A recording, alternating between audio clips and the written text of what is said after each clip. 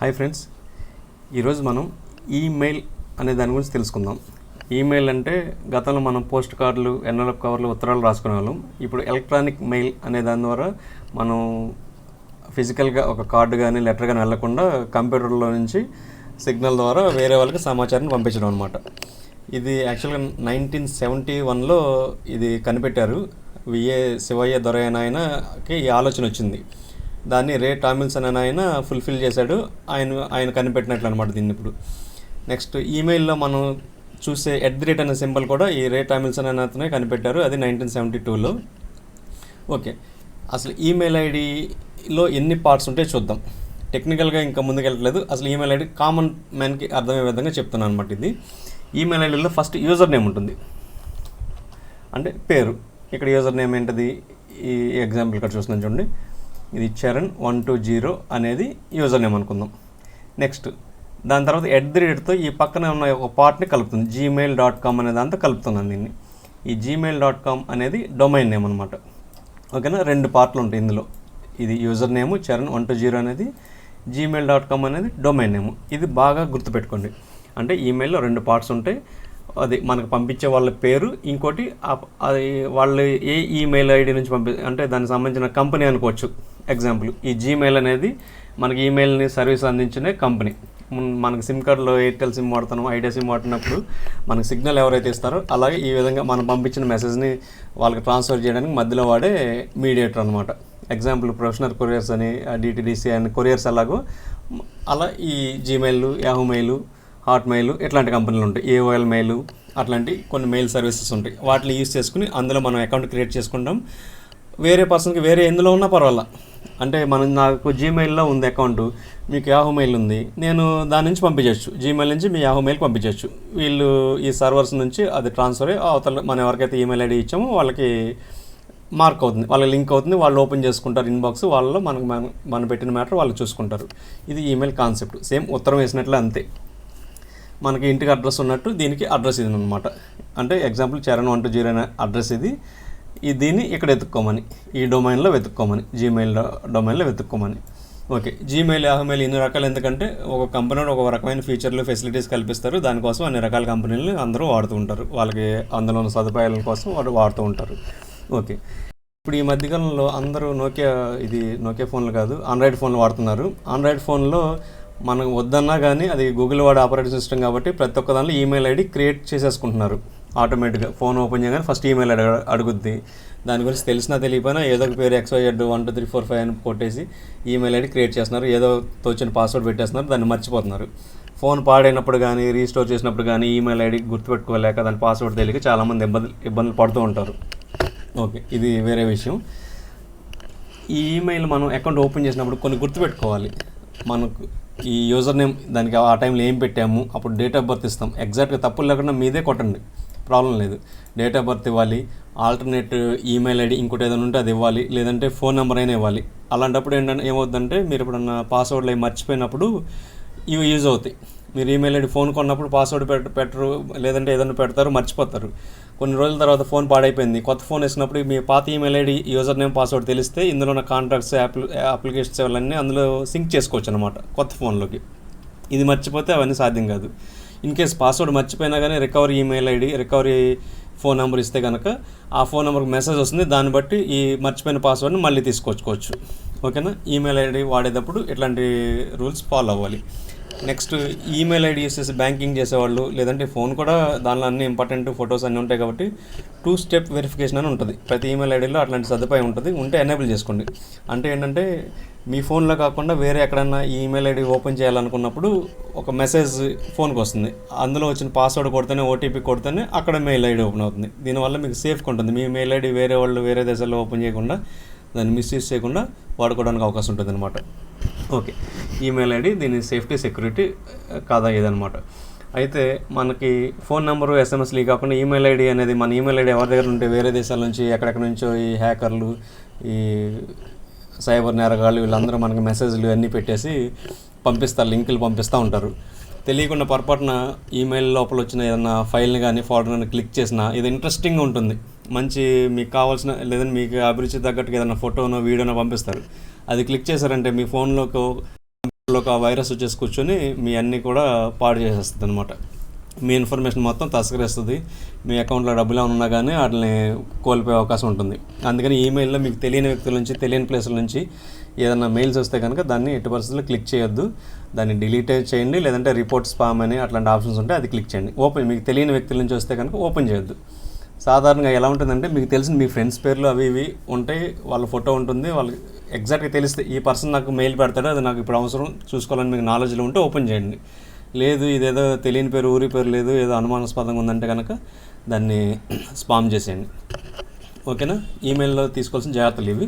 అయితే అసలు ఈమెయిల్ ఐడిని గుర్తుపడడం వల్ల ఇది కంపెనీదా లేదంటే మన ఫ్రెండ్ పంపించాడా, ఇది కరెక్టేనా కాదా అని తెలుసుకోవడం ఎలా?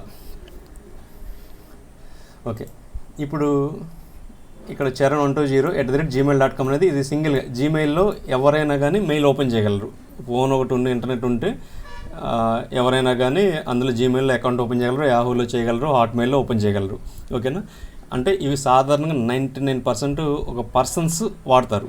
కంపెనీలు వాడినా వాళ్ళకి అండర్స్టాండింగ్ ఉంటే వాళ్ళు పంపించుకుంటారు, కమ్యూనికేట్ చేసుకుంటారు. కంపెనీ నుంచి మీరు ఏదన్నా అంటే బ్యాంకు నుంచి కానీ, లేదంటే ఏదన్నా పోస్ట్ ఆఫీస్ నుంచో, లేదంటే వేరే ఏదన్నా టాటా కంపెనీ, బిర్లా కంపెనీ, అట్లాంటి ఏదన్నా కంపెనీ నుంచి మీకు ఇంటర్వ్యూకి పిలుస్తున్నామని చెప్పి మీకు ఏమైనా లెటర్ పంపించారనుకోండి, ఈమెయిల్ ద్వారా ఏదైనా మెయిల్ పంపించారనుకోండి, కాల్ లెటర్ లాంటిది, అప్పుడు మీరు చివరి చూసుకోండి, ఇది జీమెయిల్ నుంచి వచ్చిందా, లేదంటే హాట్మెయిల్ నుంచి వచ్చిందా, టాటా నుంచి వచ్చిందా. మీకు టాటా వాడు కాల్ లెటర్ పంపించినప్పుడు tata.com నుంచే పంపిస్తాడు, కానీ హాట్మెయిల్ నుంచి, యాహూమెయిల్ నుంచి పంపించరు. ఇది ఒకటి బాగా గుర్తుపెట్టుకోండి. అలాగే బ్యాంక్ నుంచి పంపించినప్పుడు SBI.com, ICICI.com అలా ఉంటాయి, కానీ ఈ జీమెయిల్, యాహూమెయిల్ ఇలాంటివి ఉండవు. ఇవేంటంటే జీమెయిల్, యాహూమెయిల్ ఇండివిజువల్ పర్సన్స్ వాడుకుంటారు. మీకు పెద్ద సంస్థ నుంచి కనుక మెయిల్ వచ్చిందంటే ఆ సంస్థ పేరుతోనే మీకు ఈ డొమైన్ నేమ్ ఉంటుంది. అది బాగా గుర్తుపెట్టుకోండి. ఎగ్జాంపుల్, మీరు HP కంప్యూటర్ కొన్నారు, వాళ్ళు మీకు ఒక దాని ఓచర్ ఏదన్నా, లేదంటే అమెజాన్లో ఏదైనా వస్తువు కొన్నారు, వాళ్ళు ఇన్వాయిస్ పంపించారు మీ మెయిల్కి. దానిలో ఆ మెయిల్ స్టార్టింగ్లో మీకు ఇలా HP కంప్యూటర్స్ అని కానీ, లేదంటే Amazon.com అని కానీ అట్లాంటి పేర్లు ఉంటాయి. అంటే ఆ కంపెనీ నుంచి వచ్చిందని అర్థం. అలా కాకుండా ఇక్కడ ఏదైనా పేరు ఇచ్చి gmail.com అని ఉందనుకోండి, ఇలా అంటే ఇక్కడ చూడండి, ఒక ఎగ్జాంపుల్ కొడుతున్నాను, ఇది ఫేక్ది అనమాట. hpcomputers@gmail.com ఉందనుకోండి. ఇంత పెద్ద HP కంపెనీ వాడు ఈ జీమెయిల్ ఎందుకు అకౌంట్ ఓపెన్ చేస్తాడు? వాడు సొంత పేరుతో ఇలాంటి డొమైన్ తీసుకుని అందులో నుంచి మీకు మెయిల్ పెడతాడు. ఇలా కనుక ఏదైనా వచ్చిందంటే అది ఫేక్ అని మీరు గుర్తుపెట్టుకోండి. అలాంటి వాటిని ఓపెన్ చేయడానికి ప్రయత్నించకండి. అందులో వచ్చిన అటాచ్మెంట్లు అవన్నీ క్లిక్ చేయకండి. ఓకేనా? ఓకే, నెక్స్ట్, కొన్ని సందర్భాల్లో మెయిల్ ఏదో పిచ్చి పేరు ఉంటుంది, మీకు కనపడే డిస్ప్లే నేమ్ ఉంటుంది. ఈ మెయిల్కి ఒక నేమ్ డిస్ప్లే కనపడుతుంటుంది. ఇక్కడ మేనేజర్ పెద్ద క్యాపిటల్ లెటర్స్లో ఉంటాయి అక్కడ సాధారణంగా. ICICI బ్యాంక్ ఉంటుంది, మీకు ఫస్ట్ ఇదే కనపడుతుంది. ఆ ఈమెయిల్ ఐడి దాని డీటెయిల్స్లోకి వెళ్తే కానీ కనపడుతుంది. మేనేజర్ ICICI బ్యాంక్ అని నిజంగా మేనేజర్ పంపించారు, ఏదో డాక్యుమెంట్స్ అడుగుతున్నారు, లేదా డబ్బులు కట్టమన్నారు అని చెప్పేసి అక్కడ ఇచ్చిన లింకులు క్లిక్ చేసి మీరు కట్టారంటే డబ్బులు మీకు పోయినట్లే. అది బాగా గుర్తుపెట్టుకోండి. ఇలాంటి పేర్లు చూసి మోసపోకండి. ఇలా జీమెయిల్, యాహూమెయిల్ ఇట్లాంటి మీకు తెలియని చోట్ల నుంచి చేస్తే దాన్ని క్లిక్ చేయమాకండి. ఇప్పుడు నేను ప్రాక్టికల్గా ఒక జీమెయిల్ అకౌంట్ ఓపెన్ చేసి అందులో మెయిల్స్ ఎలా ఉన్నాయో ఒకసారి చూపిస్తాను. జీమెయిల్ ఓపెన్ చేశాను. ఇక్కడ యాక్చువల్గా యూట్యూబ్ నుంచి నాకు ఒక మెయిల్ వచ్చింది. ఓకేనా? ఇలాగ టీమ్ బ్యాంక్ బజార్ నుంచి ఒక మెయిల్ వచ్చింది. ఇది అసలు అక్కడ నుంచి వచ్చింది లేదా ఒకసారి క్లిక్ చేద్దాం. మెయిల్ ఓపెన్ చేద్దాం. ఓపెన్ చేశాను. ఇక్కడ చూడండి, ఇక్కడ యాక్చువల్గా టీమ్ బ్యాంక్ బజార్ అనేది దీనికి ఇచ్చిన టైటిల్. ఇది ఎవరైనా పెట్టుకోవచ్చు. నేను టీమ్ బ్యాంక్ బజార్ బదులు నేను డొనాల్డ్ ట్రంప్ అని పెట్టుకుంటాను, లేదంటే ఇక జార్జ్ బుష్ అని పెట్టుకుంటా. ఈ పేరు చూసి మీరు మోసపోకండి. ఇక్కడ ఈమెయిల్ ఐడి ఉంది చూడండి, లేదంటే ఇలా క్లిక్ చేస్తే ఇంకా డీటెయిల్స్ వస్తాయి. ఈ టు మీ అనే దగ్గర ఇక్కడ చిన్న ట్రయాంగిల్ ఉంది, దాన్ని క్లిక్ చేసి డీటెయిల్స్ వస్తాయి. ఇది జీమెయిల్. మీరు వేరే కంపెనీ మెయిల్ చూసినా ఇక్కడ వేరే ఆప్షన్స్ ఉంటాయి. సేమ్ ఇలాంటి పేరు కాకపోయినా వ్యూ రా మెసేజ్ అని కానీ, వ్యూ హెడర్ అని కానీ, లేదంటే వ్యూ మోర్ అని సంథింగ్ అట్లాంటి వేరే డీటెయిల్స్ కానీ, ఇలా 3 డాట్స్ కానీ ఉంటాయి. అట్లాంటి క్లిక్ చేసినప్పుడు మీకు ఇంకా ఎక్కువ డీటెయిల్స్ కనపడతాయి అన్నమాట. ఓకే, దీన్ని క్లిక్ చేసా. ఇది టైటిల్ టీమ్ బ్యాంక్ బజార్ అని ఉంది, ఆ పేరుతో వచ్చింది. ఇక్కడ credit report plus rate alert అని ఉంది. ఇక్కడ చూడండి, @ తర్వాత ఉన్న పాయింట్ నాకు ఇంపార్టెంట్. ఈ ఫస్ట్ది నాకు అనవసరం. ఇక్కడ చూడండి, @bankbazaar.com ఇది డొమైన్ నేమ్. అంటే జీమెయిల్, యాహూమెయిల్ నుంచి ఇండివిజువల్ పర్సన్ పంపించలేదు, ఈ డొమైన్ నేమ్ నుంచి పంపించారు. సో ఇది జెన్యూన్ అయ్యే అవకాశం ఉంది, అంతే. మీరు 100% ఇక్కడ టిక్ పెట్టుకోవద్దు, ఇది జెన్యూన్ అయ్యే అవకాశం ఉందని మాత్రం మీరు తెలుసుకోండి. బ్యాంక్ బజార్ నుంచే వచ్చింది, ఇండివిజువల్ పర్సన్ ఫేక్ మెయిల్ పంపించలేదు, అంతవరకు కన్ఫర్మ్. ఇక్కడ కూడా ఇంకా డీటెయిల్స్ ఉన్నాయి చూడండి. ఇంకా ఈ 2 అంటే నా మెయిల్ అడ్రస్, ఇది ఇక్కడ బాగానే ఇది ఎంతవరకు ఉంది. ఇక్కడ చూడండి, మెయిల్డ్ బై bankbazaar.com అని ఉంది, ఇక్కడ bankbazaar.com ఉంది, అంటే దీని నుంచి వచ్చిందని అర్థం. ఓకేనా. కొన్ని సందర్భాల్లో ఇక్కడ వేరే ఐడీస్ ఉంటాయి, ఎందుకంటే బల్క్గా ఒకే పర్సన్ ఒకే మెసేజ్, అంటే ఏదన్నా ఆఫర్ లెటరు 1,00,000 మంది పంపించాలనుకోండి, అది అమెజాన్ మెయిల్ సర్వీస్ అని అట్లా థర్డ్ పార్టీ సర్వీస్ని యూస్ చేసుకుంటుంది. అక్కడే ఇక్కడ ఇందులో ఇలా ప్లస్లు మైనస్లు ఇట్లా చాలా పెద్ద చాలా లెంతీగా కూడా వచ్చేస్తాయి. ఇక్కడ పేరు యూజర్ నేమ్ అనేది చాలా లెంతీగా కూడా వచ్చేస్తుంది. కానీ ఇక్కడ bankbazaar.com అనేది కామన్గానే ఉంటుంది. అయినా అలాంటి వాటిని సర్టిఫై చేయడానికి ఇక్కడ ఇస్తాడనమాట, మెయిల్డ్ బై సైన్డ్ బై ఇలా bankbazaar.com లేదా amazon.com అని ఉంటుంది. వాటిని మీరు ట్రస్ట్ చేయొచ్చు, వాటి నుంచి వచ్చినని అర్థం. అయితే ఈ బ్యాంక్ బజార్ చూడండి, BANKBAZAAR.com అని ఉంది. ఇది నేను అనుకునే బ్యాంక్ బజార్ అయినా లేకపోతే అది వేరేదా అనేది తెలుసుకోవాల్సిన బాధ్యత మీది, ఈ మెయిల్లో తెలియదు. ఓకేనా. ఎగ్జాంపుల్ నేను దీన్ని కాపీ చేస్తున్నాను చూడండి, ఇక్కడ పెట్టాను.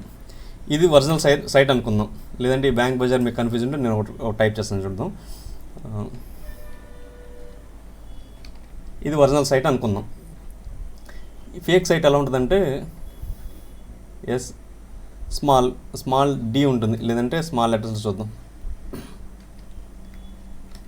అని ఉంది. SDI డాట్ ఇలా సింపుల్గా చిన్న అక్షరం మిస్టేక్తో వేరే పేర్లు కూడా ఉండొచ్చు, దాన్ని బట్టి మీరు కన్ఫ్యూజ్ అయిపోవద్దు. ఓకేనా. ఈ WWని కూడా తీసేస్తున్నాను. లేదంటే ఇక్కడ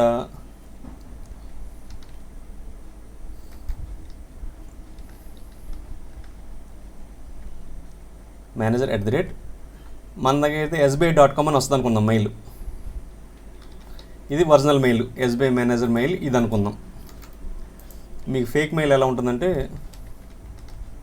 @.d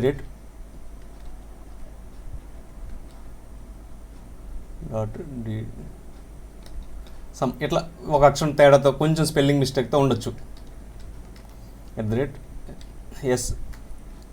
SDI లేకపోతే SBI బ్యాంక్ బదులు కొంచెం తేడా, ఒక అక్షరం ఇక్కడ ఒక్క డి తేడా వచ్చింది చూడండి. ఒక్క అక్షరం తేడాతో వేరే కంపెనీ వాడు కూడా ఇలాంటి వెబ్సైట్ క్రియేట్ చేసుకుని ఇలాంటి ఒక వెబ్సైట్ అని కనుక క్రియేట్ చేస్తే దానికి ఒక 5-10 ఈమెయిల్ ఐడీస్ ఇస్తాడు. ఇలాంటి మెయిల్ ఐడీస్ క్రియేట్ చేసుకోవచ్చు అనమాట. ఇలాంటి ఫేక్ వెబ్సైట్ ఐడి క్రియేట్ చేసి దాని నుంచి మీకు మెయిల్స్ కూడా పెట్టచ్చు. అది గమనించండి. ఇది SBI SDI అనేది తెలుసుకోవాల్సిన బాధ్యత, స్పెల్లింగ్ కరెక్ట్గా చూసిన బాధ్యత మీదే. లేదంటే ఇలా URL టైప్ చేసినప్పుడు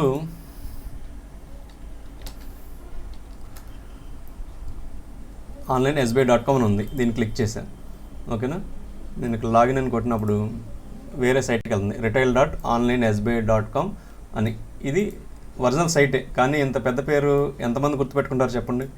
కాకపోతే ఈ లాక్ సింబల్ ఉంది కదా, దీన్ని క్లిక్ చేయడం ద్వారా ఇది HTTPSలో ఉందా, HTTPS అని ఉండాలి, లాక్ సింబల్ ఉండాలి, ఇక్కడ కనెక్షన్ సెక్యూర్ ఉండాలి. ఓకేనా. సర్టిఫికేట్ ఈజ్ వ్యాలిడ్ అని ఉండాలి. ఇలాంటి వాటిని బట్టి కొంచెం ఇది కరెక్ట్ సైటా కాదా అనేది మనం కొంతవరకు తెలుసుకోవచ్చు.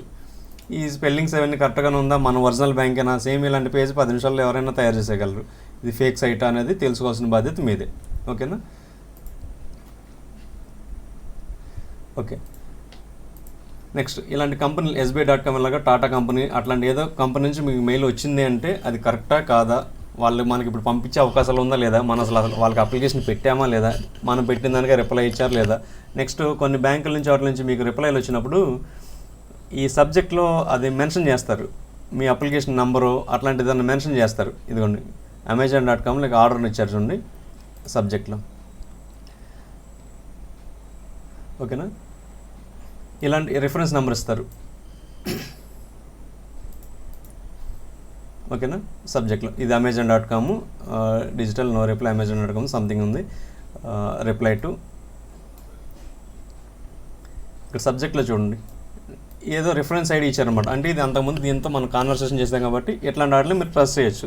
ఈ ఐడి థర్డ్ పర్సన్ తెలిసే అవకాశం ఉండదు. మీరు ఏదో రిక్వెస్ట్ పెట్టారు, దానికి రిప్లైగా ఇతను ఇచ్చాడు, వేరే దాని నుంచి ఇచ్చాడు. యాక్చువల్గా నేను వేరే కస్టమర్ కేర్కి పెట్టాను, వాడు దీని నుంచి ఇచ్చాడు.